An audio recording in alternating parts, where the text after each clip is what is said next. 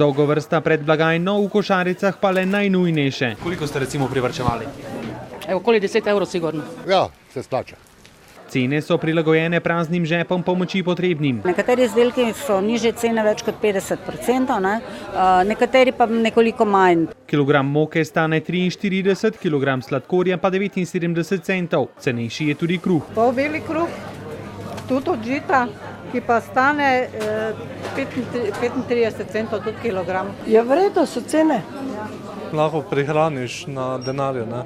Vsi izdelki so slovenskih dobaviteljev, cene pa nižje, ker so na blagu manjše napake. Recimo pralne praške, ki so bili delani za izvoz, pa so jim ostali. Ali pa banane, ki so počrnele, a še vedno užitne. Do nakupa so upravičeni le tisti, ki imajo mesečne prihodke nižje od 450 evrov. Strank ne bi smelo manjkati, saj ima prihodke pod to mejo trenutno 20 tisoč Mariborčanov. Od 425 evrov, ko jaz plačam vse položnice, mi ostane po 150 evrov. Zdaj, ko bo pa kurjava, pa še manj. In tako so vedno na lovu za nižje cene. Gledate na vsak evro?